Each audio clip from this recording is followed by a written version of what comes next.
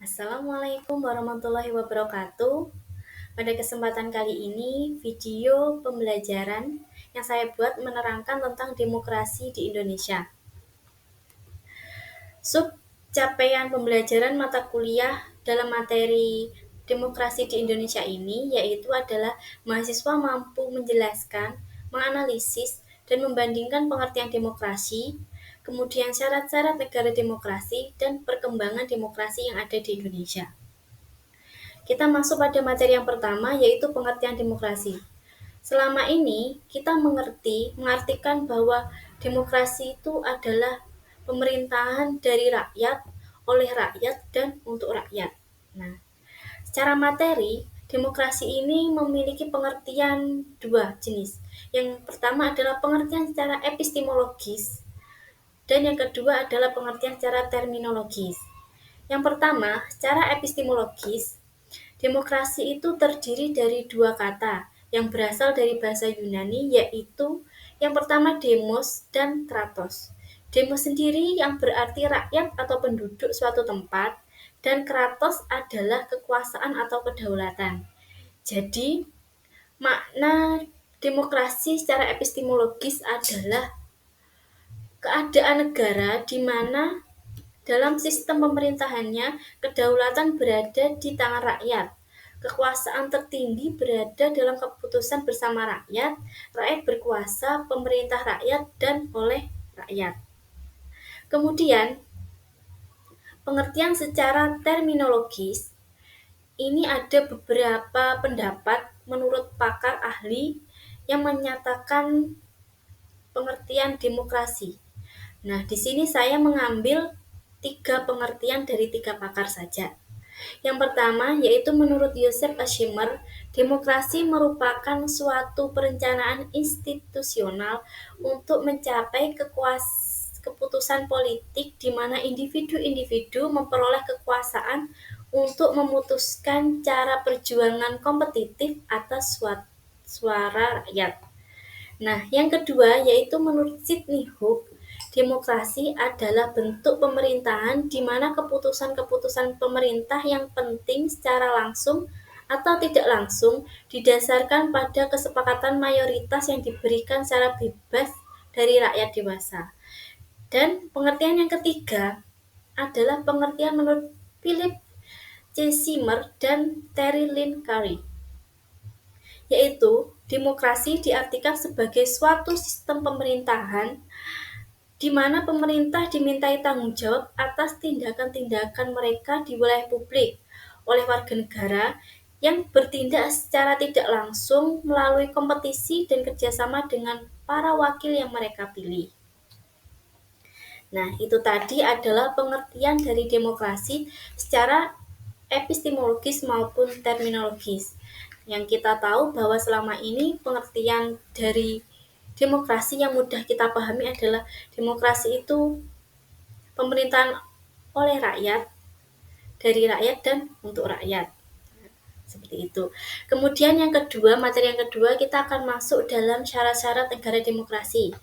Nah, negara bisa disebut dengan negara demokrasi jika memenuhi 6 syarat yang akan saya jelaskan ini. Yang pertama adalah perlindungan konstitusional.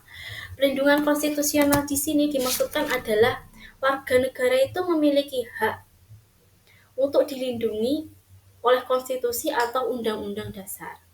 Kemudian yang kedua adalah bahan dan kehakiman yang bebas dan tidak memihak. Yang dimaksud di sini adalah badan kehakiman itu bebas dan tidak memihak, yaitu tidak dapat dicampur tangani oleh lembaga manapun, termasuk pemerintah, dan bersifat adil.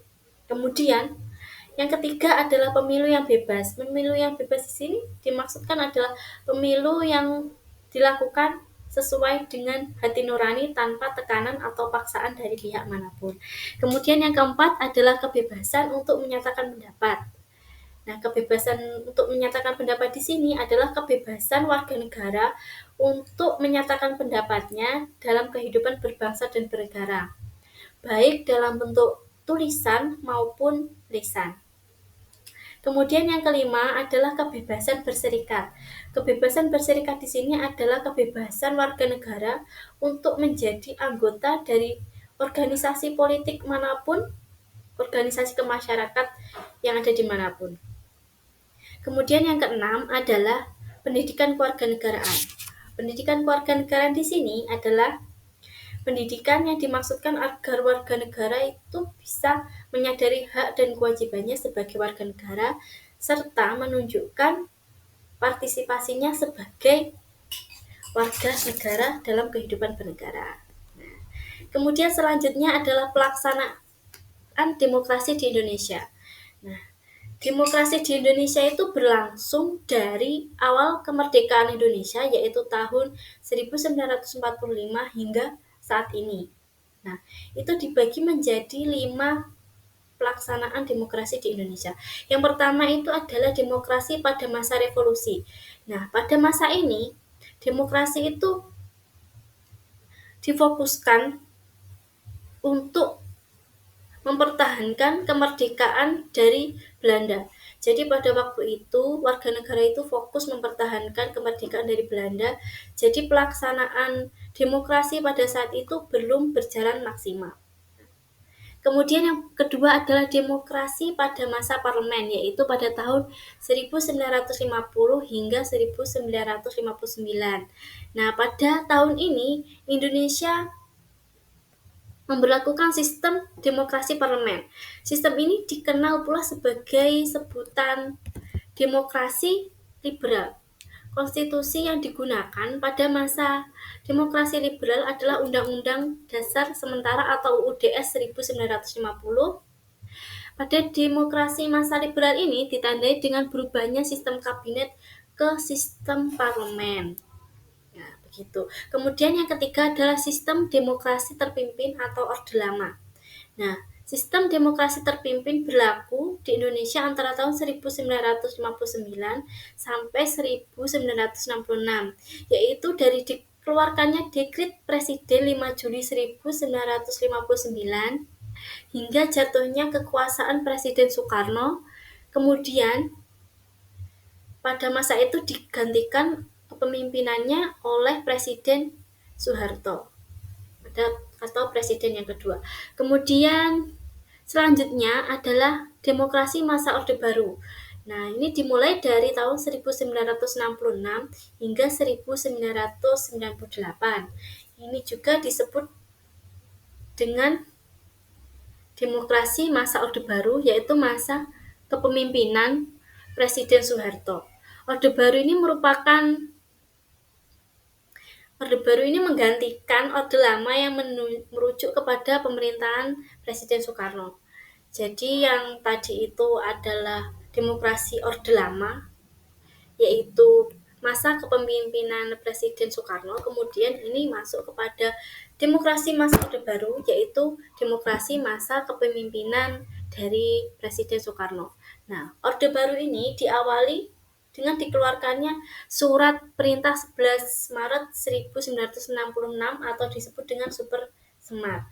Nah, dalam pelaksanaan pemerintahannya Presiden di sini bersifat sentralistik, jadi berpusat pada Presiden pada waktu itu.